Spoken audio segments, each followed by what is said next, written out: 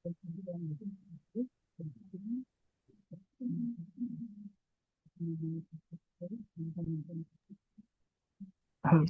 apakah suara saya terdengar, Ibu? Mohon maaf. Hmm. Terdengar. Baik, Assalamualaikum warahmatullahi wabarakatuh. Waalaikumsalam warahmatullahi wabarakatuh. Selamat sore semuanya. Terima kasih kepada Ibu Eka karena sudah memberikan kesempatan bagi kelompok kami untuk memaparkan materi dari mata kuliah fungsi variabel kompleks. Kami dari kelompok 2 pada hari ini kami akan membahas materi bab satu, lanjutan dari materi bab satu yaitu kompleks number. Anggota kelompok kami beranggotakan, boleh di next slide, beranggotakan 5 orang. Yang pertama ada saya sendiri, Zidan Asari dengan NIM 13056230027. Lalu ada teman saya Ahmad Daniel Farizi dengan NIM 13056230005. Aji Saka Palwaguna dengan NIM 13056230025. Yusuf Rafif Ramadan Putra Gunawan dengan NIM 13056230059 dan Rizky Syabani Ahmad dengan NIM 13056230073.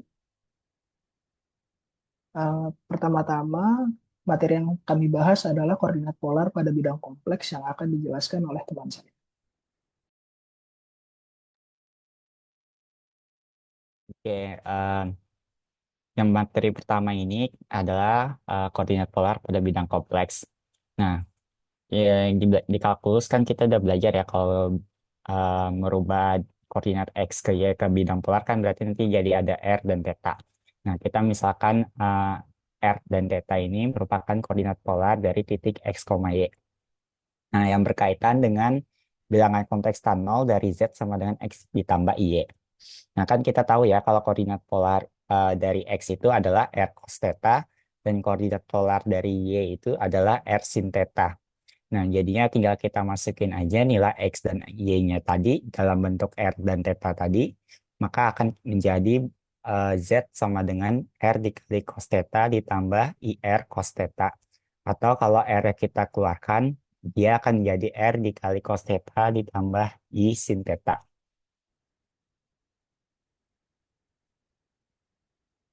Nah, argumen Z dan nilai utamanya. Nilai theta ini dapat kita dapat dari persamaan tan theta sama dengan Y per X, di mana terdapat tak hingga jumlahnya nilai theta yang berkecepatan 360 atau 2pi radian. Setiap nilai theta dinamakan argumen Z, dinotasikan dengan ARGZ. Nah, nilai utama dari argumen Z ini dinotasikan dengan A besar RGZ adalah nilai unik theta sedemikian hingga di mana tetanya itu kurang dari sama dengan pi dan lebih dari negatif pi. Nah, maka kita akan mendapat nilainya itu ARGZ itu sama dengan ARGZ ditambah 2NP, di mana N-nya itu adalah suatu bilangan bulat. Nah, untuk contoh penggunaan argumen tadi itu, misalnya kita punya contoh tentukan nilai utama dari argumen min 1 min I. Nah, kalau kita pertama kali itu kita coba cari dulu posisi dari koordinat min 1 min I itu. Nah, kita bisa mencari dengan menggunakan rumus tan tadi, maka tan theta itu sama dengan Y per X. Nah, nilai Y-nya itu kan min 1 dan nilai X-nya itu min 1 dari argumennya itu. Berarti kita masukkan aja min 1 per min 1, maka kita dapat hasil 1. Nah, di sini nilai tan-nya itu adalah positif, tapi di sini kalau kita lihat nilai sin dan cos-nya itu adalah negatif. Maka theta-nya itu berada pada kuadran ketiga, di mana kalau tan 1 itu yang ada di kuadran 3, itu nilai theta-nya itu ada di 5 per 4 pi. Nah, berarti tinggal kita masukin aja HRGZ itu sama dengan 5 per 4 pi dikurang dengan 2 pi. Maka hasilnya akan menjadi negatif min 3 per 4 pi. Oke, sebentar. Kembali lagi ke slide yang tadi. Nah, kenapa di situ 5/4 pi kurang 2 pi. Kenapa jadinya kurang 2 pi? Karena 2pi itu satu putaran, itu Bu. Jadi nanti kalau misalnya pakainya 4pi juga ujung-ujungnya sama aja jadinya 2 putaran. Dan kalau di trigonometri kan eh, dia selalu berulang-ulang gitu. Jadi kayak kita pakai 2pi aja udah cukup sih. Oke. Oke,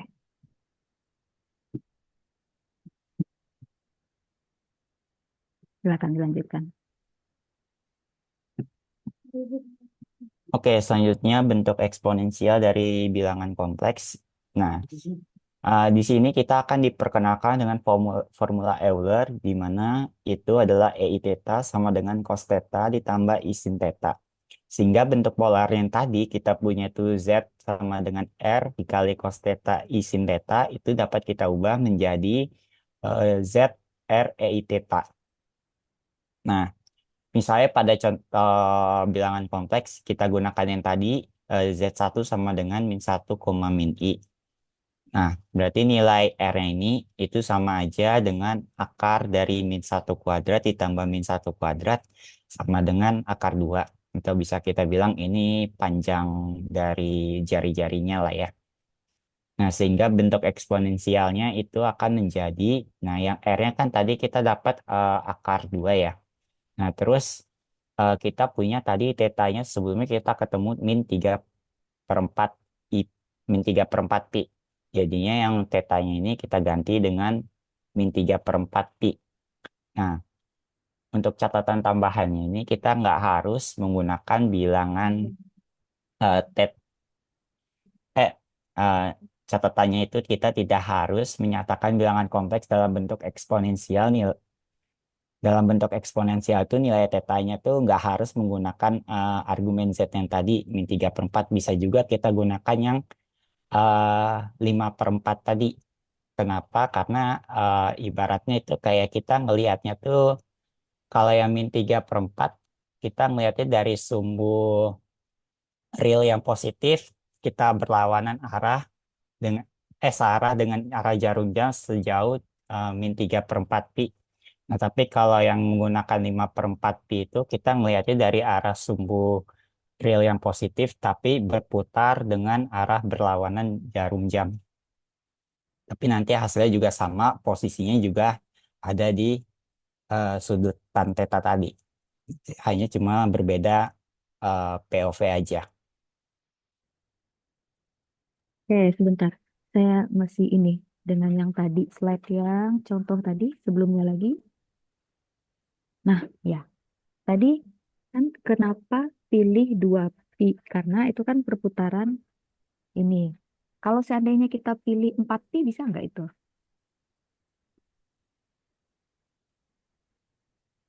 Kan kembalinya ke sana lagi juga ya. Ya, Tapi boleh nggak nilai utama dari argumen Z-nya itu? Kan ini kan ada argumen yang A-nya kecil, ada argumen yang A-nya besar ya. Nah, ya. A-nya besar itu kan nilai utama dari argumen Z gitu ya kan. Nah, boleh nggak nilai argumen Z-nya itu kita pilih, ini kan sama aja dengan memilih N-nya sebaring satu ya kan. Nah, boleh nggak kalau Hmm. kita pilih N-nya 2 atau 3 gitu? Boleh aja, Terus yang tapi ini. nanti kan hasilnya, eh, tapi nanti hasilnya mungkin nanti akan disederhanakan ya. Kalau misalnya kita pilih N-nya 2 kan berarti 4 pi ya. Berarti kan nanti 5/4 pi dikurang dengan 4 pi 16/4 ya. Berarti kan Mhm. 5 dikurang 16 nanti jadi min 9/4. Eh, Mhm. 5 kurang 16. Min 11 deh. Min 11 Mhm. per 4. Nah, itu kan juga bisa ditulis menjadi,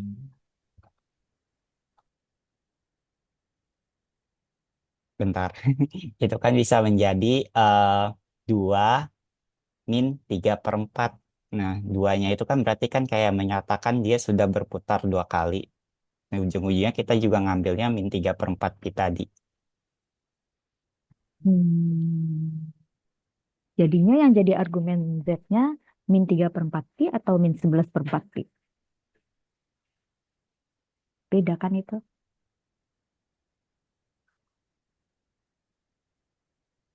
Hmm. Kalau menurut saya sih min 3/4 pi ya, Bu. Oh, maaf. Hmm. Maaf. Ya, Ibu maaf izin menjawab. Kenapa oke. dikurang 2 pi? Karena itu kan mencari nilai utama dari argumen Z ya. Nilai utama dari argumen Z itu kan yang sudah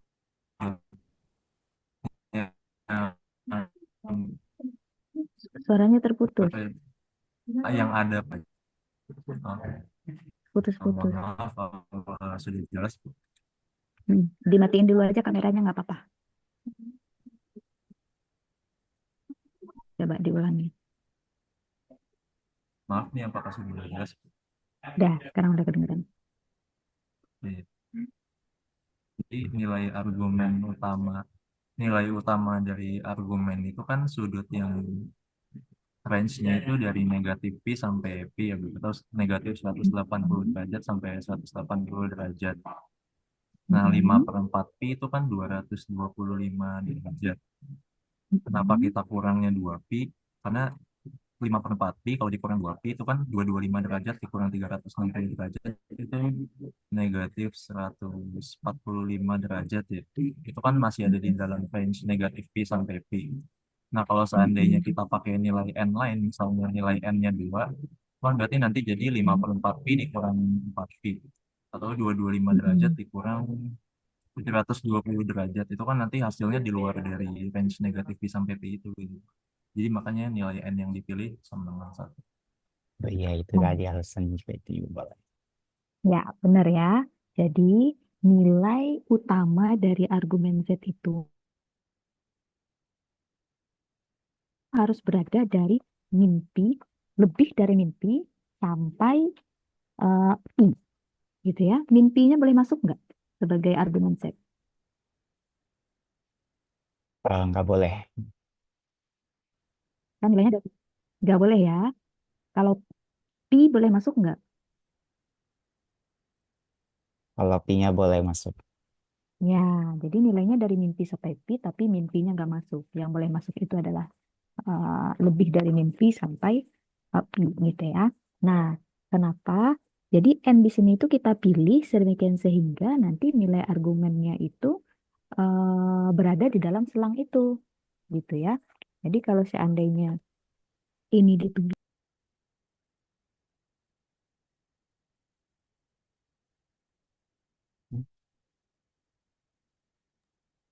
Mohon maaf, Ibu, Ibu maaf ke mute, Bu. mikrofon. oke. Tadi sampai mana dengarnya? Eh, Nah, pas jadi. oke. Nilai argumen itu, kalau yang argumen huruf kecil ini, itu nilainya kan memang banyak kan rumusnya apa tadi? Eh, Argumen itu sama dengan argumen Z itu sama dengan argumen Z besar ditambah 2 NP gitu ya. Nah, itu nilainya bisa boleh banyak, macam-macam gitu ya, argumen Z. Nah, tapi kalau untuk nilai utama dari argumen Z itu kan harus berada di selang min pi kurang dari argumen Z kurang sama pi. Dan nilainya itu tunggal ya. Dan nilainya itu tunggal. Nah, jadi kalau untuk ini nulisnya ini yang di bawah ini yang jadi argumen Z. Nah, gitu ya. Kan kalau kayak yang di atas ini kan seolah-olah argumen Z-nya bisa lebih dari satu kan. Nah, jadi yang di bawah ini, jadi kita pilih N-nya sama dengan satu. Ya. Ini seperti ini boleh kayak gini, tapi N-nya fix gitu. Udah dipilih. Yang sehingga memenuhi syarat dari nilai utama argumen. Gitu ya. Lalu, hmm, oke. Nah, saya mau nanya sama yang lain terlebih dahulu. Eh, tangen theta itu kan sama dengan 1. Kenapa tetanya sama dengan 5 per 4 pi? Kan ada juga yang nilai tangen tetanya 1 itu adalah pi per 4 ya. Tangan dari pi per 4 kan juga 1 tuh. Nah, kenapa kita milihnya nggak pi per 4? Kenapa 5 per 4 pi? Ini yang jawab yang lain, bukan Yusuf Rafif, bukan Rizky juga. Suatu ini kegiatannya hanya untuk internal, tapi dia buka event eksternal. Lu kok lu nggak bilang pakai baju muslim? Gua Mana? gua pakai kemeja tuh. Masya Allah. Kemeja baju muslim. Kemeja gua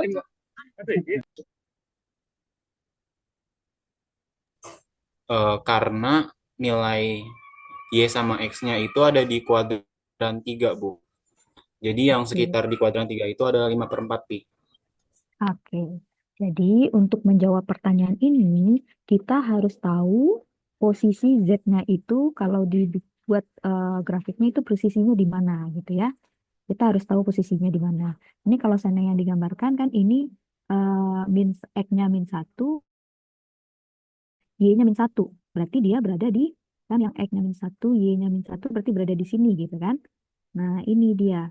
Nah karena dia berada di kuadran ketiga, maka ketika kita punya nilai tangannya, arcus tangannya kita pilih yang memenuhi yang berada di kuadran ketiga gitu ya. Lalu untuk nilai argumennya adalah tunggal dan argumen utamanya tunggal, tapi kalau argumennya saja itu bisa bisa banyak. Itu bisa kita tulis macam-macam. Oke? Paham yang lain juga semua ya? Yang terakhir ngejawab tadi siapa? Yang ngejawab ini? Reviansyah, Bu. Reviansyah. Reviansyah. Oke, silakan dilanjutkan.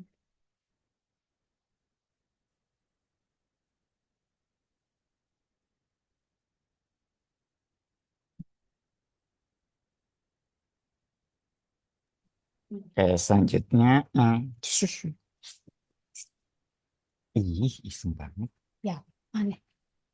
Bukan sini lagi. Untuk membuktikan, tadi kan ada formula Euler ya, EI theta sama dengan cos theta ditambah I sin theta. Nah, itu kan kita nggak pernah dengar sama sekali tuh formula itu. Nah, kalau ini kan kita bisa buktiin kalau nilai EI theta sama itu sama aja dengan cos theta ditambah I sin theta, kita bisa pakai deret Maclaurin buat ngebuktinya.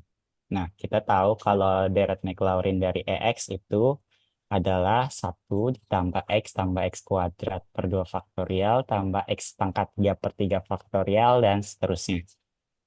Nah, untuk yang sin X itu bisa kita tulis deret Maclaurinnya itu menjadi X dikurang X pangkat 3 per 3 faktorial ditambah X pangkat 5 per 5 faktorial dikurang X pangkat 7 per 7 faktorial. Nah, untuk yang dan seterusnya. Untuk yang bagian cos X-nya bisa kita tulis jadi 1 min X kuadrat per 2 faktorial ditambah X pangkat 4 per 4 faktorial dikurang X pangkat 6 per 6 faktorial ditambah X pangkat 8 per 8 faktorial dan seterusnya. Nah, kalau kita mau nyari deret yang bentuk EI theta, ya udah tinggal yang bagian di deret Maclaurin EX, X-nya kita ganti dengan I theta. Maka bentuknya akan menjadi 1 ditambah I theta ditambah I theta kuadrat per 2 ditambah I theta pangkat 3 per 3 faktorial ditambah I theta pangkat 4 per 4 faktorial dan seterusnya.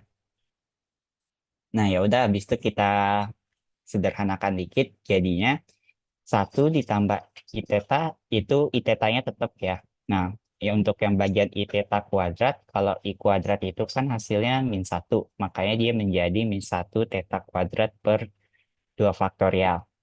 Nah, yang bagian I theta pangkat 3 itu menjadi I negatif I theta pangkat 3 itu karena I pangkat 3 itu nilainya min I. Jadinya bisa kita tulis menjadi min I theta pangkat 3 per 3 faktorial. Nah, untuk yang I theta pangkat 4, itu I-nya itu bernilai 1, karena I pangkat 4 itu bernilai 1. Jadinya tinggal sisa theta pangkat 4 per 4 faktorial. Dan kita teruskan selanjutnya sampai theta hingga. Nah, habis itu kita kumpulkan bagian yang nggak ada I-nya sama yang ada I-nya. Nanti dia bakal jadi 1 dikurang theta kuadrat per 2 faktorial ditambah theta pangkat 4 per 4 faktorial dikurang theta pangkat 6 per 6 faktorial dan seterusnya. Ditambah I dikali theta dikurang theta pangkat 3 per 3 faktorial ditambah theta pangkat 5 per 5 faktorial dikurang theta pangkat 7 per 7 faktorial. Nah, kalau dilihat kan yang bentuk bagian sebelah kirinya itu mirip dengan cos X, tapi kan karena di situ variabel yang digunakan theta berarti menjadi cos theta. Nah, untuk yang sebelah kanan itu kan sama saja dengan deret Maclaurin dari sin X, tapi karena kita menggunakannya theta jadinya sin theta. Makanya dia menjadi terbukti kalau EI theta itu sama dengan cos theta tambah I sin theta. Selanjutnya akan dilanjutkan teman saya. Oke, terima kasih, Ucup. Untuk selanjutnya di sini ada hasil kali dan pangkat dalam bentuk eksponensial. Yang pertama itu ada eksponen I theta 1 dikali eksponen I theta 2 sama dengan eksponen I dikalikan theta 1 tambah theta 2.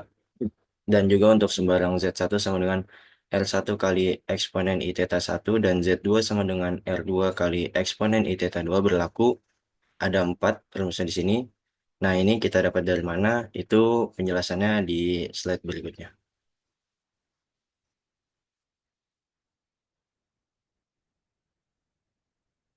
Oke, di sini yang pertama itu ada eksponen I theta 1 dikali eksponen I theta 2. Eh, Gimana bisa seperti ini? Nah, kita menggunakan sifat aditif dari fungsi eksponensial, yang mana jika dijabarkan seperti berikut ini. Dari yang kita tahu sebelumnya, eksponen I theta itu kan sama dengan cos theta ditambah I sin theta. Maka kalau eksponen I theta 1 itu menjadi cos theta 1 ditambah I sin theta 1, kemudian eksponen I theta 2 menjadi cos theta 2 ditambah I sin theta 2. Nah, ini kita menggunakan perkalian pelangi menjadi cos theta 1 cos theta 2 ditambah I cos theta 1 sin theta 2 ditambah I sin theta 1 cos theta 2 ditambah I kuadrat sin theta 1 sin theta 2. Nah, kita tahu di sini I kuadrat itu kan hasilnya min 1. Maka dikumpulin jadinya cos theta 1 cos theta 2 min sin theta 1 sin theta 2 ditambah I. Ini yang ada I-nya. I dikalikan dengan cos theta 1 sin theta 2 ditambah sin theta 1 cos theta 2. Nah, yang ini hasilnya menjadi cos theta 1 ditambah theta 2 ditambah I sin theta 1 tambah theta 2. Nah, ini kan juga bentuknya sama seperti yang sebelumnya tuh, persamaan Eulernya. Maka ini menjadi eksponen I dikalikan dengan theta 1 ditambah theta 2. Jadi eh, terbukti eksponen I theta 1 dikali eksponen I theta 2 itu sama dengan eksponen I dikalikan theta 1 ditambah theta 2. Kemudian selanjutnya di sini jika Z1 sama dengan R1 eksponen I theta 1 dan Z2 sama dengan R2 dikali eksponen I theta 2, maka hasil kali dari Z1 dikali Z2 itu bentuk eksponensialnya sebagai berikut. Z1-nya kita substitusi dari info yang sudah ada dan Z2-nya ini. Kemudian di sini R1 dikali R2-nya kita bisa kumpulkan dan eksponen I theta 1 dikali eksponen I theta 2 berdasarkan penjelasan sebelumnya menjadi eksponen I dikalikan theta 1 ditambah theta 2. Jadi untuk hasil kali Z1 dikali Z2 itu hasilnya R1 dikali R2 dikalikan dengan eksponen I dikali theta 1 ditambah theta 2. Kemudian untuk bentuk selanjutnya yaitu Z1 per Z2. Untuk eksponensialnya sebagai berikut. Z1-nya kita substitusi infonya dan juga Z2-nya. Kemudian di sini kita pisahkan R1 per R2 terus dikalikan dengan eksponen I theta 1 per eksponen I theta 2 yang mana ini kita kalikan dengan eksponen min I theta 2. Jadi ini eksponen min I theta 2 per eksponen min I theta 2 kan itu nilainya sama aja 1 ya. Jadi kita untuk menghilangkan yang bawahnya ini, hasilnya menjadi R1 per R2 dikalikan dengan eksponen I dikalikan min theta 1 min theta 2.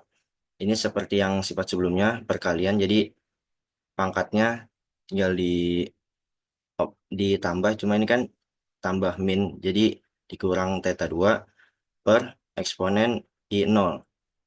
Ini kan theta 2 ditambah min theta 2, jadi hasilnya 0. Yang mana eksponen I0 itu hasilnya sama aja 1. Maka di sini hasil akhirnya R1 per R2 dikalikan dengan eksponen I dikali theta 1 min theta 2.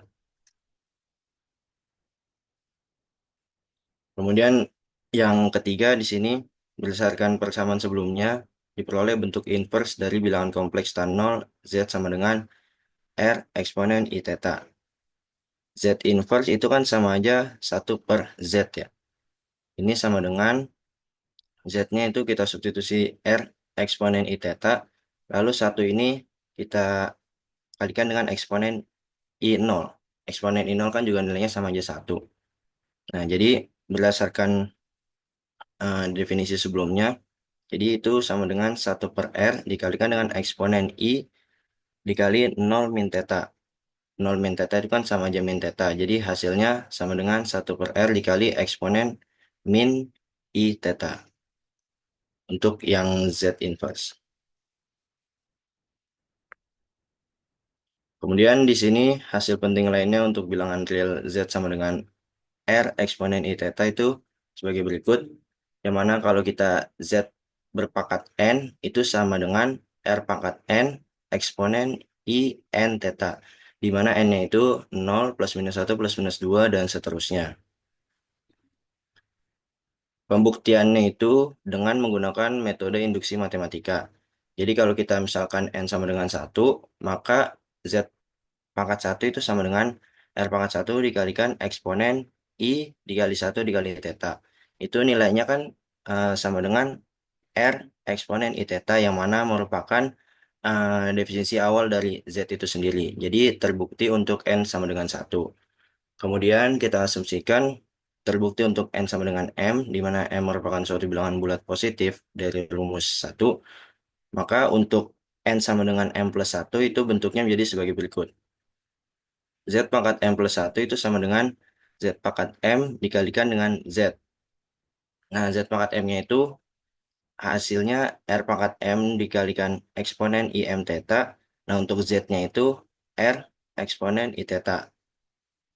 Sama seperti yang perkalian yang sebelumnya. Jadi, R-nya kita kumpulin itu sama dengan R pangkat M dikali R dikalikan dengan eksponen I dikalikan M theta ditambah theta. Nah, jadi hasil akhirnya sama dengan R pangkat M plus 1 dikalikan eksponen I dikalikan M plus 1 theta. Jadi dengan demikian persamaan 4 ini terbukti benar untuk N bilangan bulat positif.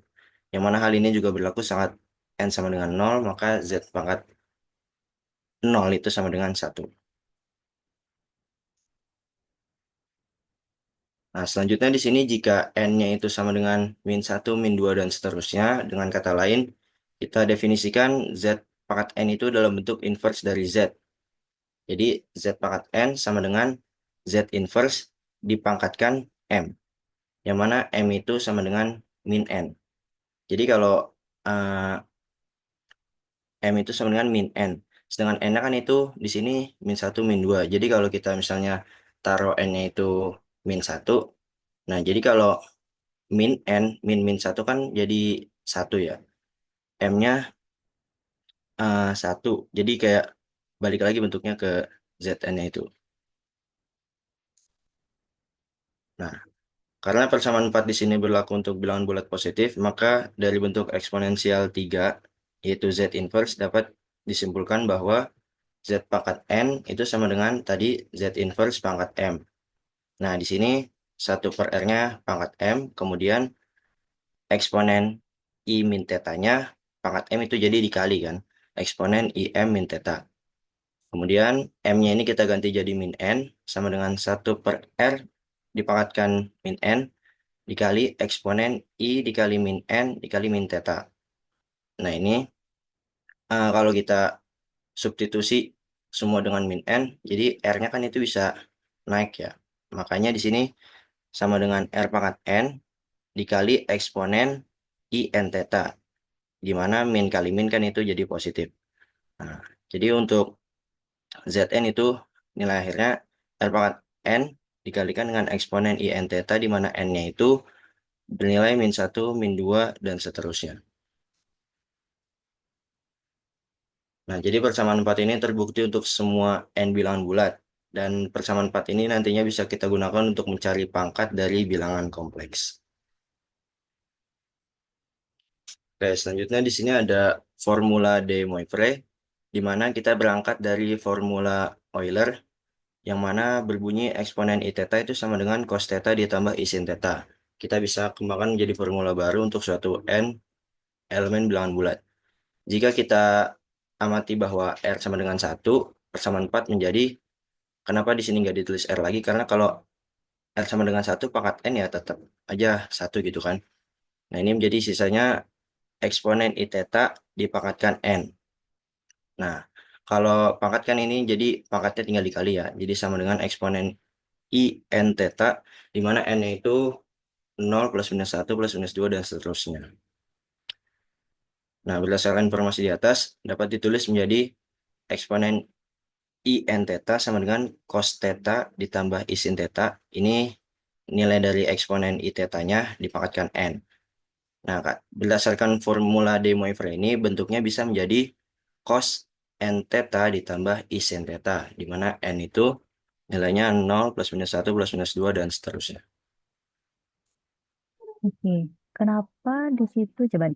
Ah, kenapa di situ kan di sebelah kirinya cos theta tambah I sin theta pangkat N. Nah, kenapa dia menjadi sama dengan cos N theta tambah I sin theta, I sin N theta? Benar, Bu.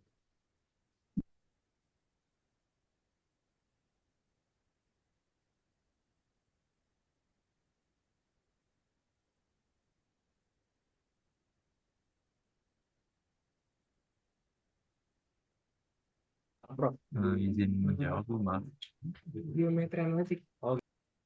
Pak, yang ini Dani dulu yang jawab ya.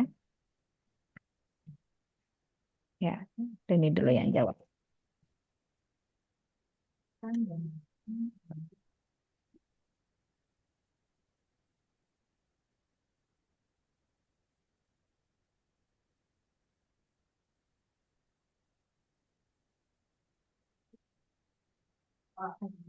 Ini jadi dari ini, Bu.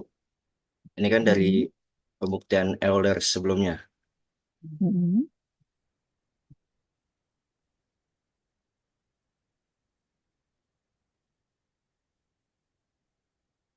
Bisa coret, kalau bisa coret boleh coret di situ. Betul.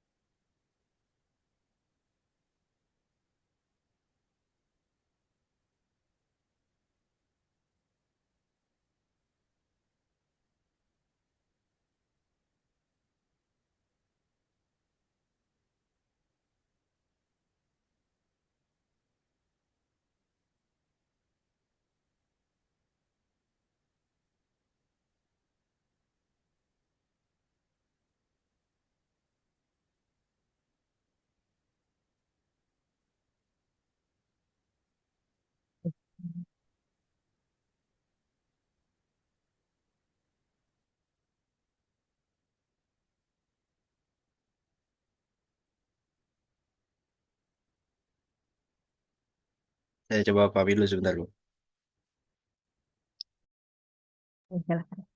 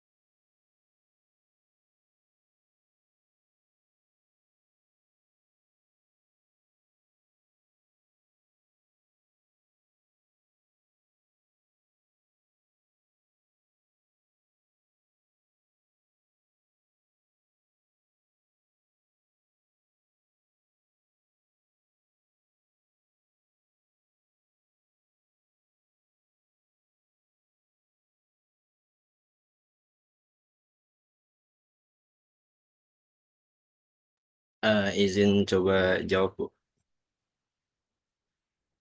Jadi Oke. di sini kan memang dasarnya kan dari formula Euler-nya itu kan eksponen I theta. Nah, di Mm-mm. sini tetanya itu kita jadikan sudutnya. Nah, kemudian kalau ini kan eksponen I theta pangkat N. Nah, kalau Mm-mm. ini pangkatnya kan bisa jadi dikali. Jadi kita anggap di sini sudutnya itu N theta. Makanya jadi sama dengan cos N theta ditambah I sin N theta. Ya, oke, benar ya. Jadi di situ, nah,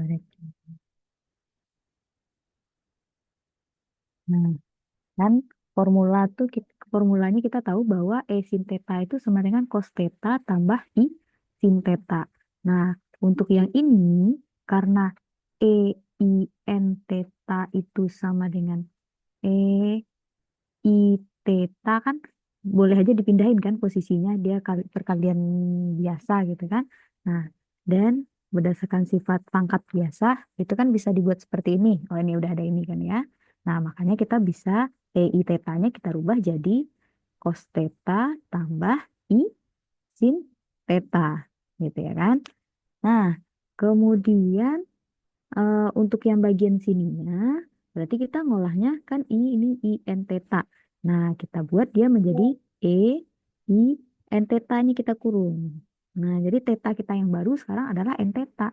Nah, jadinya yang theta-nya kita ganti n theta. Cos n theta tambah I sin n theta. Maka dia jadi seperti itu ya. Oke. Nah, pertanyaan berikutnya. Dulu tuh zaman SMA kan kita sempat menggunakan rumus eh cos 2 alfa, cos 2 theta lah ya. Cos 2 theta itu sama dengan cos kuadrat theta kurang sin kuadrat theta. Nah, pernah menggunakan rumus itu kan dulu? Sama juga kita pernah menggunakan dulu rumus eh, sin 2 theta sama dengan 2 sin theta cos theta. Nah, zaman-zaman SMA, bahkan mungkin sampai kalkulus, ini kan sering kita gunakan ya. Nah, coba manfaatkan. Kan dari sini kan kita jadi punya ini nih. Cos theta tambah isin theta pangkat N itu kan sama dengan cos N theta tambah isin N theta. Coba manfaatkan sifat ini untuk menunjukkan ini. Silahkan coba. Siapa yang mau jelaskan? Nah, itu udah nggak ada nih, selain Dani berarti ya.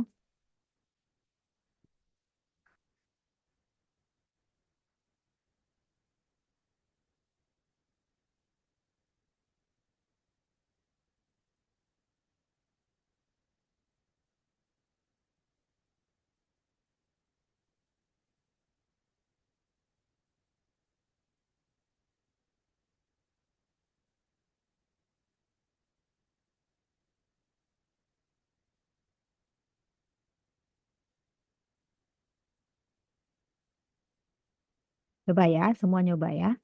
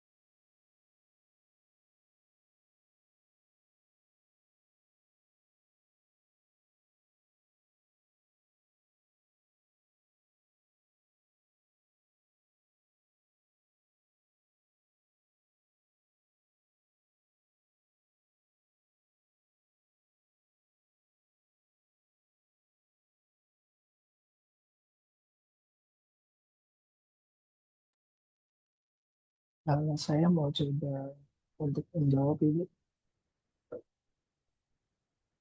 Oke, silakan Zidan. Boleh gantian share screen alat.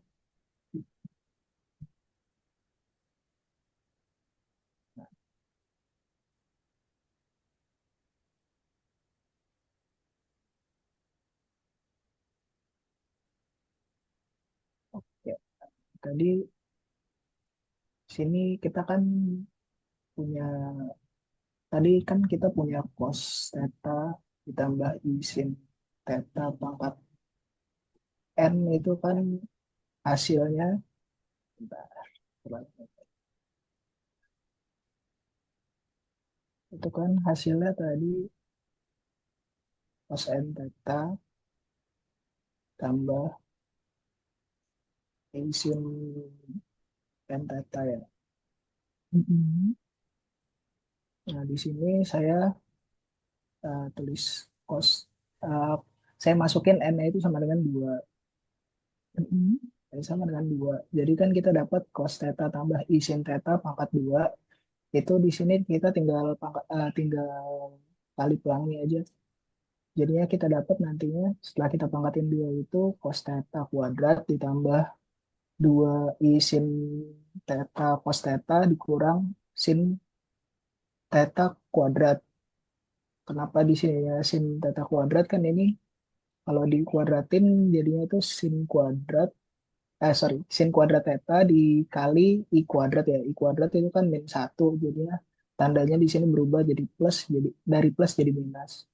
Nah, habis itu kita bisa kelompokin nih yang cos theta kuadrat dikurang sama sin theta kuadrat. Ini kan jadinya sama kayak persamaan yang kita udah diajarin dari SMA itu, yang cos 2 theta sama dengan cos theta kuadrat dikurang sin theta kuadrat. Terus yang 2 i sin theta cos theta ini juga sama gitu, tapi bedanya ini dikali i doang. Jadi kalau i-nya kita keluarin, jadinya kan kita dapat i dikali 2 sin theta cos theta ya. Nah, ini kan tadi udah dijelasin juga kalau 2 sin theta cos theta itu hasilnya jadi sin 2 theta, makanya kita bisa tulis jadi i dikali sin 2 theta. Nah, jadi kita dapat deh bahwa cos theta ditambah i sin theta kuadrat itu hasilnya cos 2 theta ditambah i sin 2 theta. Gitu.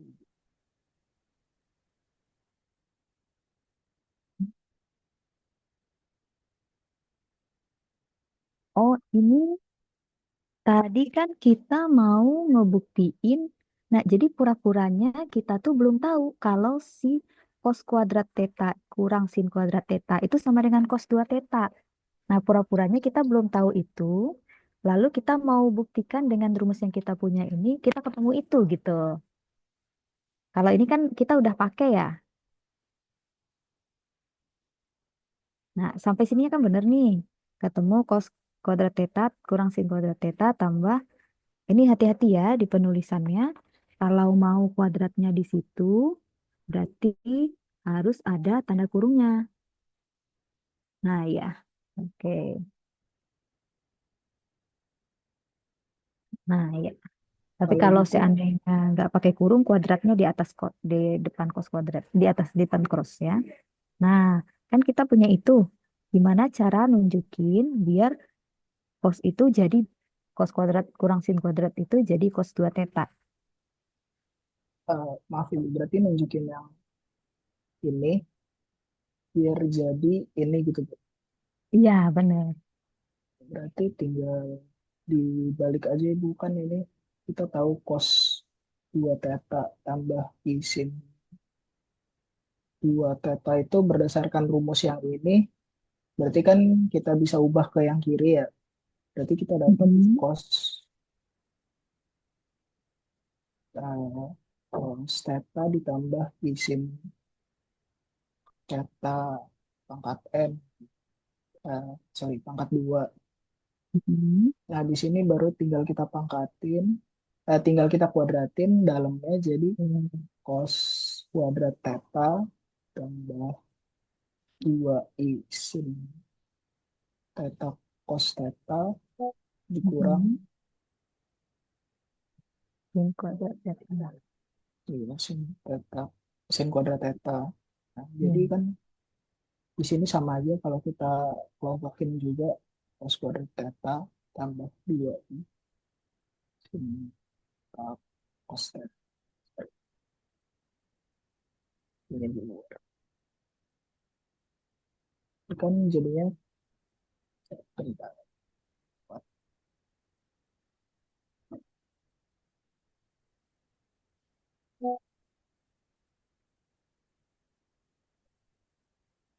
Berarti kan ini jadi sama ya. Ini tinggal yang kiri itu buat yang cos, yang kanan itu buat yang sin 2 theta. Saya nangkepnya kayak gitu. Oke. Nah, kan gara-gara kita punya itu, kenapa kita bisa menyimpulkan bahwa kan ini benar nih ya, kita cos 2 theta tambah i sin 2 theta itu sama dengan cos kuadrat theta kurang ini bla bla dan seterusnya. Nah, kenapa gara-gara kita punya ini, kenapa kita bisa menyimpulkan kalau cos 2 theta itu sama dengan cos kuadrat theta kurang i sin kuadrat kurang sin kuadrat theta. Jadi gimana tuh? Kita Karena kalau kita punya dua bilangan kompleks yang sama, itu kan berarti komponen realnya sama, terus komponen imajinernya juga sama. Nah, yang kiri itu kan komponen realnya cos 2 theta, yang kanan komponen realnya cos kuadrat theta min sin kuadrat theta. Berarti nilai dari cos 2 theta itu sama dengan cos kuadrat theta dikurangi sin kuadrat theta. Terus komponen imajiner yang kiri itu kan sin 2 theta, yang kanan 2 sin theta cos theta. Berarti kita dapat kesimpulan kalau sin 2 theta itu sama dengan 2 sin theta cos theta. Oke, benar ya.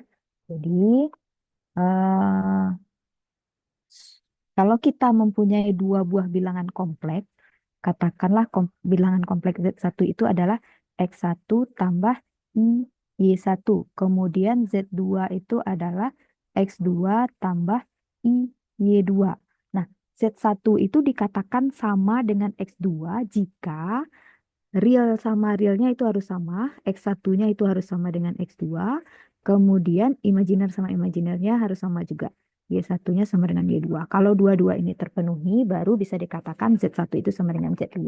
Nah, karena kita punya cos 2 theta tambah I sin 2 theta sama dengan cos kuadrat dan seterusnya ini, nah, maka realnya sesama realnya, cos 2 theta itu sama dengan cos kuadrat theta kurang sin kuadrat theta. Kemudian yang bagian imajinernya sin 2 theta jadi sama dengan 2 sin theta cos theta. Nah, jadi ini pembuktian dari rumus yang selama ini kita pakai. Ini salah satu pembuktiannya ya. Biasanya dulu waktu SMA kan kita pakai aja, main percaya aja. Nah, inilah gunanya di matematika kita harus nggak boleh langsung percaya aja. Buktiin dulu gitu ya. Oke, sip. Silakan dilanjutkan. Barusan Rizky Syabani ya. Sama Zidan. Oke.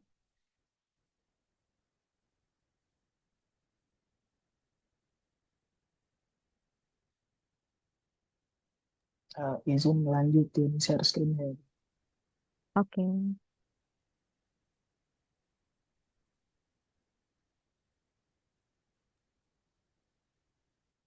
Di next lagi dan.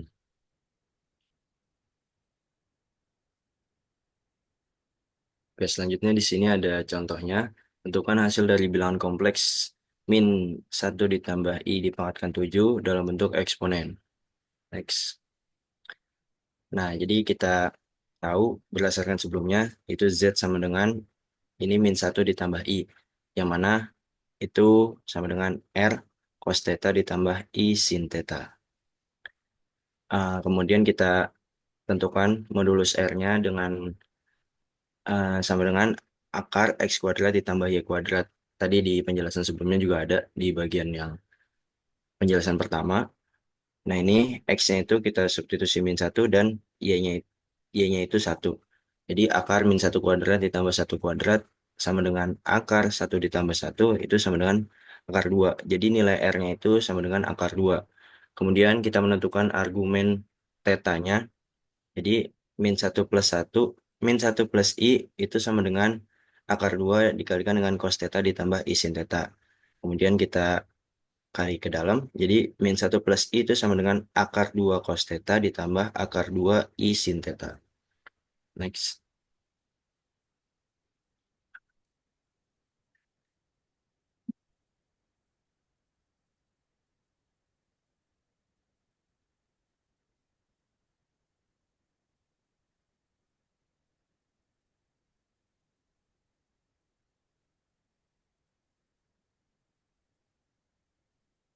Oke, di sini didapat. Jadi eh, akar 2 cos theta itu sama dengan min 1 dan juga akar 2 I sin theta, akar 2 sin theta itu sama dengan 1. Ini kan jadi yang satu ini real, yang satu itu imajiner. Nah, jadi bisa didapat cos theta itu sama dengan min 1 per akar 2 dan sin theta-nya itu sama dengan 1 per akar 2. Nah, dari sini didapat hasilnya untuk theta-nya itu sama dengan 3pi per 4. Next. Nah, setelah kita dapat tadi theta-nya, jadi tinggal kita lanjutin aja. Min 1 ditambah I dipangkatkan 7 itu sama dengan R-nya kita substitusi akar 2 dikalikan cos theta. Theta-nya tadi 3pi per 4 ditambah I sin 3pi per 4 dipangkatkan 7. Nah, berdasarkan formula de Moivre tadi, jadi di sini R-nya kita bisa pangkatkan 7, dipisahin sendiri. Dan untuk cos-nya, theta-nya dikalikan dengan pangkatnya. Jadi cos 7 kali 3pi per 4 ditambah I sin 7 dikali 3pi per 4. Nah, kemudian hasilnya menjadi akar 2 pangkat 7 itu kan 8 akar 2. Nah, ini 7 dikali 3pi per 4 tinggal dikali aja. Jadi tetanya itu cos 21pi per 4 ditambah I sin 21pi per 4. Nah, jadi didapat untuk R-nya itu sama dengan 8 akar 2 dan tetanya 21pi per 4. Jadi bentuk eksponen dari min 1 ditambah I dipangkatkan 7 adalah 8 akar 2 dikali eksponen I 21pi per 4. Next. Oke, untuk penjelasan selanjutnya akan dilanjutkan oleh teman saya. Sebentar. Oke. Saya Oke, sebentar. selanjutnya Saya lihat ada. lagi. Oh iya, dilihat. Tadi dulu. Saya lihat tadi contoh tadi. Oke, sebelumnya.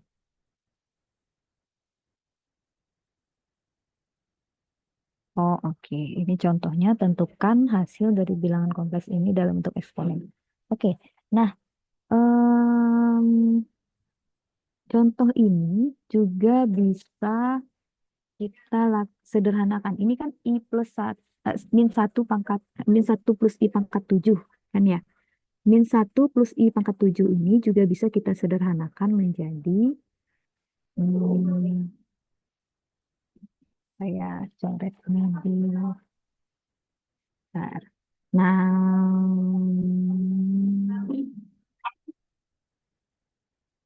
coba lihat yang selanjutnya. Nah, ini. Nah, tadi kan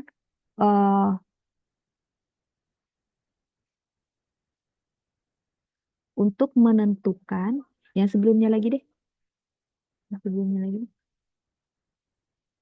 Oke, setelahnya lagi. Lihat lagi. Oke, saya mau ngasih tahu apa sih tadi?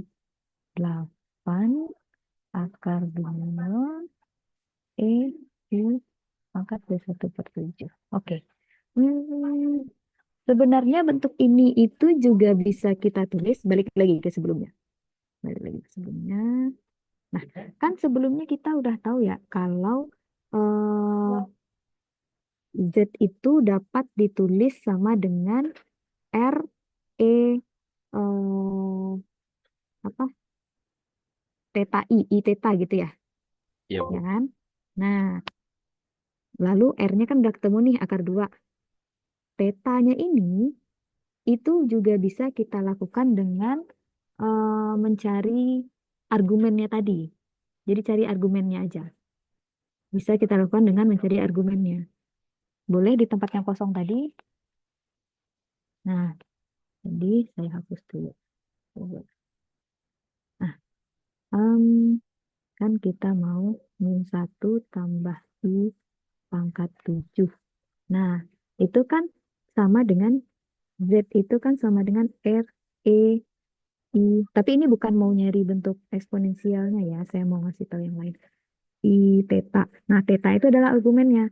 R, R itu kan tadi sama dengan, udah ketemu ya, tadi akar 2 bisa semua ya. Yaitu min 1 kuadrat ditambah 1 kuadrat, yaitu akar 2. Untuk tetanya bisa memanfaatkan argumen tadi. Kan dia adalah, kalau digambarkan grafiknya itu min 1, 1, X-nya min 1, Y-nya 1. Nah, ini. Ini berapa sudutnya ini?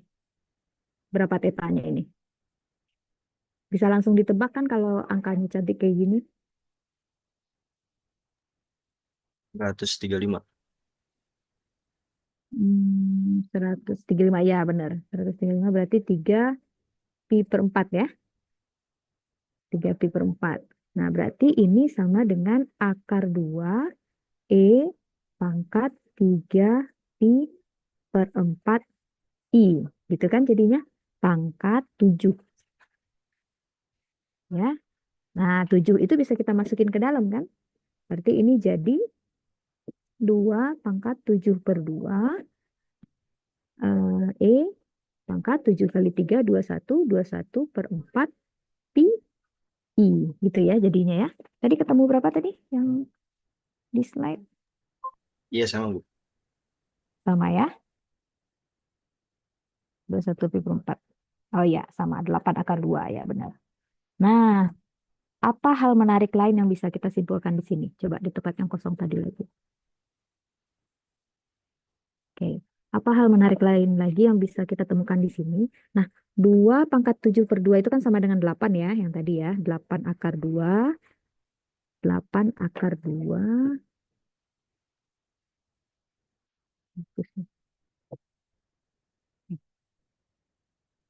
8 akar 2. Yang itu 2 pangkat 7 per 2. Kemudian untuk E pangkat 21 per 4 PI itu kita bisa pecah menjadi 21 per 4 itu kan sama dengan 5 pi I E seperempat pi per 4 I. Ya kan? Bisa kita pecah jadi kayak gitu kan? Nah, yang bulat 5 pi I itu kan gampang ya kita nyarinya.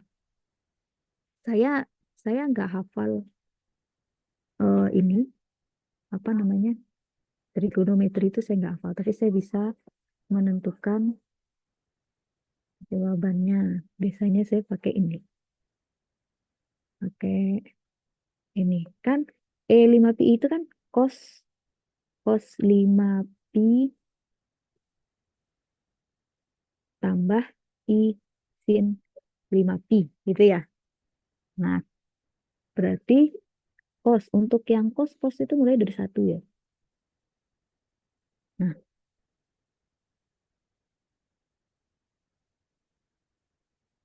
cos 5pi berapa nilainya? Tuh, ini pi 1, ini 2 pi, 3 pi, 4 pi, 5 pi. Berapa berarti? Min 1. Min 1. Ya, kemudian untuk yang sin 5 pi, oh, 0 semua ya. Kelipatan pi. Berarti ini tambah 0. Sehingga kita jadi punya apa? Kita jadi punya, kalau ini itu sama dengan min 1. Ya. Nah, akhirnya kita jadi punya apa? Kita jadi punya, ini sama dengan min 8 akar 2 E pi per 4 I. Oh, jadi lebih sederhana lagi dia ya. Nah, ini juga bisa kita pecah lagi menjadi, ini bentuk sederhananya, ada eksponensialnya, bentuk lainnya. Nah, kemudian kita juga bisa pecah lagi ini menjadi min 8 akar 2 E pangkat pi per 4 I itu sama dengan cos pi per 4 tambah I sin pi per 4. Ya kan? Nah, ini sama dengan min 8 kali akar 2. Cos pi per 4 berapa? 1 per akar 2. Tambah I 1 per akar 2. Ya kan? Nah, akar 2 kali seperakar 2. Oh, ini kan sama dengan, ini langsung lagi di mana ya coretnya? Saya hapus dulu yang ini.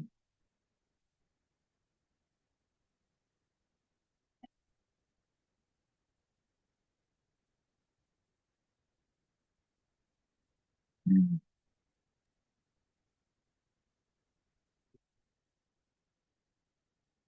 Hmm. Ini akar 2-nya kaliin ke dalam, kita jadi punya min 8 sama dengan min 8, 1 tambah I. Nah, ternyata dari sini kita jadi punya min 1 tambah I pangkat 7 itu sama dengan min 8, 1 tambah I. Ya, ternyata min 1 tambah I pangkat 7 itu bisa disederhanakan bentuknya menjadi min 8 kali 1 tambah I. Ya, ini salah satu yang menarik dari pengolahan ini, salah satu menarik yang lain. Oke, jadi misalnya kita butuh sesuatu. Kan ini kalau seandainya kita mau jabarkan min 1 tambah I pangkat 7 ini kalau kita kaliin kan lumayan juga ya ngaliinnya sampai 7 kali kan. Nah, jadi ternyata dengan menggunakan eksponensial, bentuk eksponensial ini kita bisa menyederhanakannya menjadi seperti ini. Tapi kalau dilakukan secara manual juga seharusnya bakal ketemu seperti ini. Oke? Ini salah satu kegunaan dari bentuk eksponensial. Oke, silahkan dilanjutkan. Paham ya? Sampai sini paham? Yang lainnya paham ya? Nanti di akhir bakal ada latihan. Jadi semuanya mendengarkan ya. Akan ada latihan dari penjelasan teman-temannya ini. Oke, silahkan dilanjutkan. Oke, izin melanjutkan ya, Ibu. Oke, Ya, tadi selanjutnya ada hasil kali argumen. Jadi kita pertama-tama kita ambil sembarang Z1 sama dengan R1 dikali E pangkat I theta 1 dan juga Z2 sama dengan R2 dikali E pangkat I theta 2. Nah, dari perkalian Z1 dan Z2 ini akan menghasilkan bilangan kompleks yang baru. Jadi yang sudutnya itu adalah theta 1 ditambah theta 2 seperti pada yang sudah jelaskan pada sifat 1 bagian sebelumnya gitu ya. Jadi sehingga dapat diklaim bahwa argumen Z1 kali Z2 itu sama dengan argumen Z1 ditambah argumen Z2. Nah, itu sama dengan theta 1 ditambah theta 2 ditambah 2N dikali Pi. Untuk suatu N itu anggota bilangan bulat. Mungkin untuk lebih jelasnya mungkin langsung ke contoh soal aja ya. Boleh. Oke, untuk contoh soalnya, tentukan argumen utama dari Z1 dikali Z2 jika nilai Z1 sama dengan min 1 dan Z2 sama dengan imajiner atau I. Jadi pertama-tama kita kalikan dulu. Jadi kan Z1 dikali Z2 itu kan min 1 dikali I ya. Nah, itu sama dengan min I. Jadinya kita tulis dulu rumus yang di awal tadi itu argumen Z1 dikali Z2 sama dengan argumen Z1 ditambah argumen Z2. Nah, untuk argumen Z itu sendiri, itu tuh artinya theta ditambah 2N dikali Pi. Nah, karena itu Z1, jadinya theta 1 ditambah 2N Pi. Sebenarnya 2N1 ya, cuman ujung-ujungnya nanti bakal sama aja sebenarnya. Jadinya theta 1 tambah 2 NP ditambah theta 2 ditambah 2 NP. Nah, itu theta satunya itu dapat dari kalau argumen min 1 kan theta ya. Terus argumen Z2-nya itu argumen I itu pi per 2. Nah, itu langsung dimasukin aja jadinya pi sama dengan pi ditambah 2 NP ditambah pi per 2 ditambah 2 NP. Nah, kemudian tetanya dikumpulin lagi kayak persamaan yang kita dapat di awal itu. Jadinya pi ditambah pi per 2 ditambah 2 NP.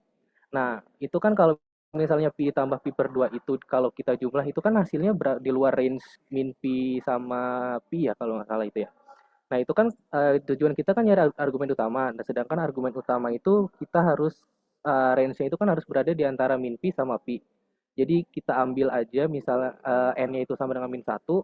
Jadi hasilnya itu argumen utamanya adalah min pi. Min pi per 2. Ini kan min pi per 2 itu di range min pi sampai pi ya. Itu kalau nggak ya itu jawabannya. Oke, boleh dilanjut deh di next. Nah, kemudian ada hasil bagi argumen. Jadi sebenarnya sama aja.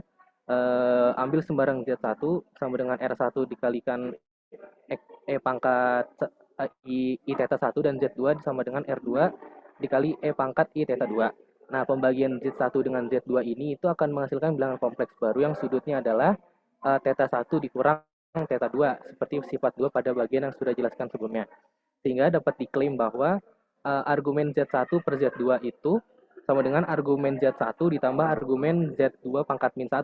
Nah, karena kenapa kan tadi kan sudah jelasin ya kalau nggak salah di awal itu ada 1 per Z itu kan sama dengan Z pangkat min 1. Jadi terus juga argumen Z pangkat min 1 itu kalau misalnya kita urai lagi itu kan sama dengan min argumen Z gitu ya. Jadinya sama dengan, ini ada sama dengan di sini, argumen Z1 jadinya dikurang argumen Z2. Nah itu hasilnya kita akan mendapatkan hasil theta 1 dikurang theta 2 ditambah 2N dikali Pi. Nah untuk suatu N-nya itu adalah bilangan bulat. Nah mungkin bisa aja langsung ke contohnya, contoh soalnya. Nah ini dia, tentukan argumen Z ketika Z-nya itu sama dengan I per min 1 min I. Jadi kita tulis dulu persamaannya, argumen Z sama dengan argumen I dikurang argumen min 1 min I gitu ya. Nah argumen min I tadi kan Pi per 2 ya. Pi per 2 ya, terus ditambah 2NP dikurang argumen min 1 min I itu kan 3Pi per 4 ditambah 2NP. Nah kemudian tetanya dikumpulin lagi, jadinya Pi per 2 ditambah, ini kan minus kali minus kan plus ya. Jadinya Pi per 2 ditambah 3Pi per 4 ditambah 2N dikali Pi. Nah, kalau misalnya tetanya dijumlah, 2 tetanya dijumlah itu hasilnya kan 5Pi per 4. Nah, 5Pi per 4 itu balik lagi itu nggak ada di range min Pi sampai Pi ya. Jadi kita perlu menambahkan ibaratnya kelipatan gitu. Jadi kita ambil N-nya sama dengan min 1. Jadi argumen utama dari Z itu sama dengan min 3Pi per 4. Nah, min 3Pi per 4 itu kan ada di range min Pi sampai Pi ya. Jadi untuk argumen utamanya min 3Pi per 4. Begitu. Boleh di next? Oke, mungkin selanjutnya akan dilanjutkan oleh teman saya.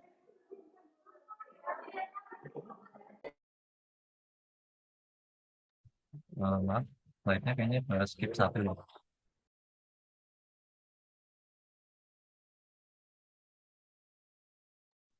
Saya jadi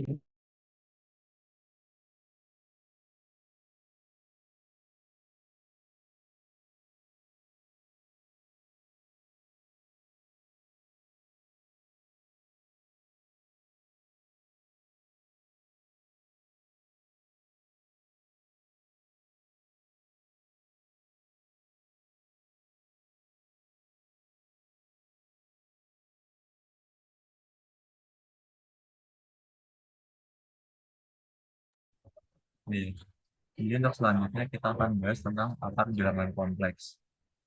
Nah, akar bilangan kompleks ini, submaterinya itu nanti mencari nilai dari bilangan kompleks yang memenuhi persamaan Z1 pangkat 1 per N gitu. Nah, ini buat pendahuluannya. Jadi misalnya kita punya titik Z sama dengan R, E pangkat I theta, itu berada pada sebuah lingkaran yang jari-jarinya R, terus pusatnya di 0,0. Nah, satu putaran penuh pada lingkaran itu kan sudutnya 360 derajat ya, atau 2pi gitu. Nah, jadi berarti ketika sudutnya si Z itu bertambah 360 derajat atau bertambah 2pi, itu kan berarti si Z-nya akan sama lagi gitu, balik lagi ke titik semula.